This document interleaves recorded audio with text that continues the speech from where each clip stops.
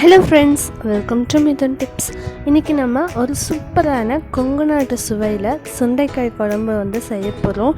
இது பார்த்திங்கன்னா 1 வீக் ஆனாலும் கண்டிப்பாக கெட்டே போகாது. அதுவும் மண்பானையில் செய்கிறோம் அப்படிங்கும்போது ரொம்பவே டேஸ்டியாகவும் இருக்கும். ஸோ இந்த சுவையான ரெசிபியை எப்படி செய்கிறதுன்னு பார்க்குறதுக்கு முன்னாடி நம்ம சேனலை இன்னும் நீங்கள் சப்ஸ்கிரைப் பண்ணலைன்னா மறக்காமல் சப்ஸ்கிரைப் பண்ணிக்கோங்க. அப்படியே பக்கத்தில் இருக்க பெல் ஐக்கானும் ப்ரெஸ் பண்ணிக்கோங்க. வாங்க எப்படி செய்யலான்னு பார்க்கலாம். முதல்ல நம்ம சுண்டைக்காயை நல்லா தட்டி எடுத்துக்கணும். அதாவது அதில் இருக்கக்கூடிய விதைகள் எல்லாமே வெளியே வர்ற மாதிரி ஒரு கவருக்குள்ளே போட்டு இந்த மாதிரி நல்லா தட்டிக்கணும். இப்போ பார்த்திங்கன்னா இந்த மாதிரி கவரில் போட்டு நாங்கள் அம்மிக்கல்லில் வச்சு அப்படியே தட்டிட்டோம். அப்படிங்கும்போது இது நல்லா உடஞ்சிரும். உள்ளுக்குள்ளே இருக்க சீட்ஸ் எல்லாமே வெளியில் வந்துடும். அப்போ தான் உங்களுக்கு அந்த கசப்பு தன்மையெல்லாம் இல்லாமல் இருக்கும். அதுக்காக நல்லா தட்டிக்கோங்க. ஒரு காய் கூட விடாமல் எல்லாமே உடஞ்சிருக்கணும்.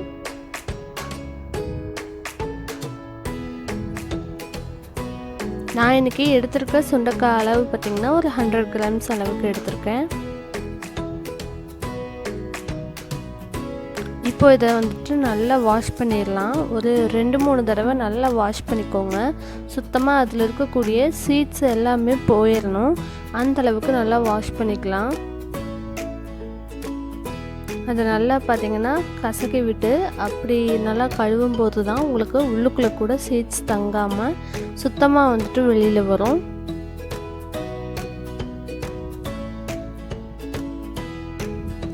ரெண்டு அல்லது 3 தடவை நல்லா கழுவிக்கோங்க. உள்ளுக்குள்ளேயும் சீட்ஸ் இல்லாத மாதிரி நல்லா கழுவி விட்டுக்கலாம்.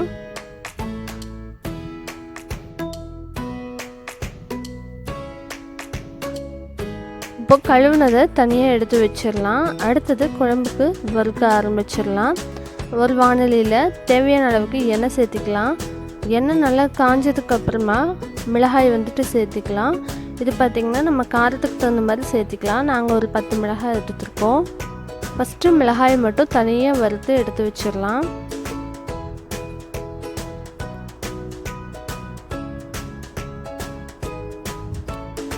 இப்போது இது நல்லா வறுபட்டுருச்சு. இதை செப்பரேட்டாக எடுத்து வச்சுட்டு இதே எண்ணெயில் 1 கப் அளவுக்கு சின்ன வெங்காயத்தை சேர்த்திக்கலாம்.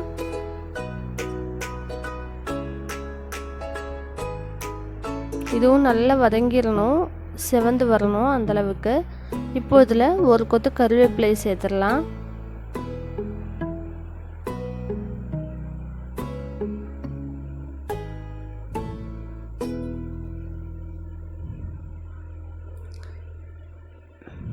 இது கூட 1 டீஸ்பூன் அளவுக்கு சீரகம் எடுத்துக்கலாம்.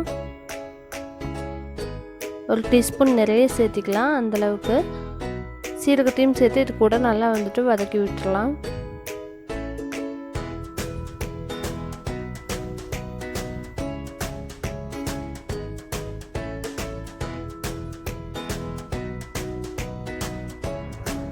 அடுப்பை மீடியம் ஃப்ளேம்லேயே வச்சுட்டு இது எல்லாத்தையுமே வறுத்துனா ஹை ஃப்ளேமில் இருக்கும்போது சீரகம் எல்லாமே பார்த்திங்கன்னா சீக்கிரமாக கருகிடும். அதனால் இப்போ 1 கப் அளவுக்கு தேங்காய் துருவலும் நம்ம சேர்த்திடலாம். தேங்காயும் பார்த்திங்கன்னா ஓரளவுக்கு நல்லா வதக்கிடணும். அப்போ தான் உங்களுக்கு ஒரு குழம்பு கெட்டு போகாமல் இருக்கும்.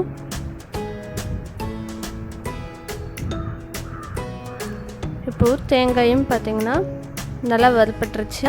4 டீஸ்பூன் அளவுக்கு மல்லித்தூள் சேர்த்திக்கோங்க. நம்ம இதில் மொத்தமாகவே பார்த்திங்கன்னா ரொம்ப கம்மியான இன்க்ரீடியன்ஸ் தான் எடுத்துருக்கோம். முதல்ல வரமிளகாயை தனியாக வறுத்து எடுத்துட்டோம். அதுக்கப்புறமா 1 கப் சின்ன வெங்காயம், 1 கொத்து கருவேப்பிலை, 1 டீஸ்பூன் நிறைய சீரகம், அதுக்கப்புறம் 1 கப் தேங்காய் துருவல், 4 டீஸ்பூன் மல்லித்தூள். அவ்வளோதான் அரைக்க வேண்டிய பொருட்கள். இது எல்லாத்தையுமே நல்லா வறுத்தாச்சு. நல்லா அந்த மணம் கிடைக்கும் நல்லா வறுப்பட்டதும். இப்போது இது கூட 1/2 டீஸ்பூன் அளவுக்கு மஞ்சள் தூளும் சேர்த்துட்டு இது நல்லா ஆற வச்சு எடுத்து அரைச்சிக்கலாம். அந்த டைமில் நம்ம அந்த சுண்டைக்காயை நல்லா தட்டி அலசி வச்சுருந்தோம் இல்லையா, அதை எண்ணெயில் நல்லா வறுத்து எடுத்துக்கலாம். நல்லா முடிஞ்ச அளவுக்கு ஈரம் இல்லாத மாதிரி பார்த்துக்கோங்க.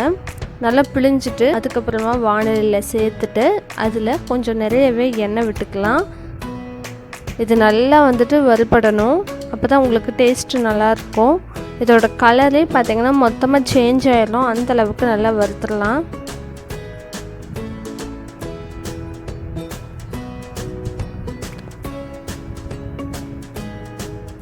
நம்ம இதில் லேசாக தண்ணி இருந்தாலும் நம்மளுக்கு தெரிக்கும். ஸோ வந்துட்டு பார்த்து பக்குவமாக ஹேண்டில் பண்ணிக்கணும். இப்போது இந்த அளவுக்கு நல்லா வறுபட்டுறணும். நல்லா பார்த்திங்கன்னா கலர் சேஞ்ச் ஆயிடுச்சு, குக்காகவும் செஞ்சிருச்சு. இப்போது இதை நம்ம செப்பரேட்டாக எடுத்து வச்சிடலாம். இந்த குழம்புக்கு பார்த்திங்கன்னா ஒரு லெமன் சைஸ் அளவுக்கு புளியை வந்துட்டு நனைய வச்சுருக்கோம். இப்போது நம்ம அந்த வதக்கி வச்சுருந்த எல்லாத்தையும் வந்து அரைச்சி எடுத்தாச்சு. அதுக்குள்ளே நம்ம வந்துட்டு ஊற வச்சுருந்த அந்த புளி தண்ணியை சேர்த்திடலாம்.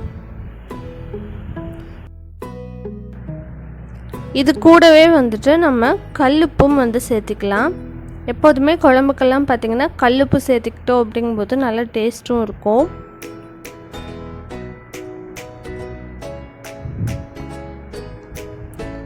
இப்போ இன்னொரு வாணலியில் கொஞ்சமாக எண்ணெய் விட்டுக்கலாம். எண்ணெய் நல்லா சூடானதுக்கப்புறமா 1/4 டீஸ்பூன் அளவுக்கு கடுகு சேர்த்திடலாம்.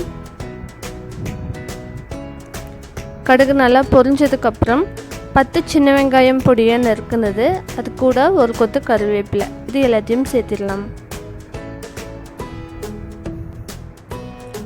இது நல்லா தாளிச்சிட்டு நல்லா வந்து வெங்காயம் செவந்துடணும். அந்த அளவுக்கு வறுபட்டதுக்கப்புறமா நம்ம அரைச்சி வச்சுருந்தோம் இல்லையா அந்த குழம்பு வந்து இதில் சேர்த்திடலாம்.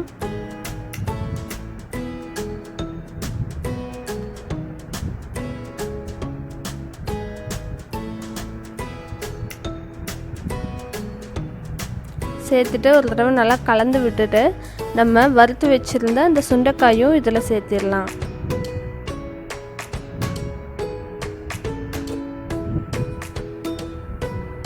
சேர்த்திட்டு நல்லா கலந்து விட்டுக்கோங்க. உங்களுக்கு எந்த அளவுக்கு குழம்பு வந்து லிக்விட் கன்சிஸ்டன்சிக்கு வேணுமோ அதுக்கு தகுந்த மாதிரி, அதை விட கொஞ்சம் வந்து தண்ணி ஜாஸ்தி ஊற்றிட்டோம் அப்படிங்கும்போது 10 மினிட்ஸ் வந்து இது நல்லா கொதிக்கணும். கொதிச்சதுக்கப்புறமா நம்ம அடுப்பை ஆஃப் பண்ணிடலாம். ஏற்கனவே பார்த்திங்கன்னா நம்ம எல்லாமே நல்லா வறுத்து அரைச்சிருக்கிறோம். அதனால் இது ரொம்ப நேரம் வந்து கொதிக்கணும் அப்படிங்கிற அவசியம் கிடையாது. உங்களுக்கு எந்தளவுக்கு குழம்பு திக்கான கன்சிஸ்டன்சிக்கு வேணுமோ அதை விட கொஞ்சம் தண்ணி வந்து ஜாஸ்தி வச்சுட்டோம் அப்படிங்கும்போது அது 10 மினிட்ஸ் நல்லா கொதித்து வரும்போது கரெக்டாக இருக்கும். இப்போது நல்லா கொதிச்சுக்கிட்டு இருக்கு. 5 to 10 மினிட்ஸ் வந்து இது நல்லா கொதிச்சாலே போதும். இப்போ பார்த்திங்கன்னா நல்லா குழம்பு வந்துட்டு ரெடி ஆகிடுச்சு. மேலே பார்த்திங்கன்னா எண்ணெய் மிதந்து வந்துடுச்சு. அவ்வளோதான், நம்ம அடுப்பை ஆஃப் பண்ணிடலாம். ஸோ இப்படி தான் இருக்குது ஃபைனலாக குழம்பு.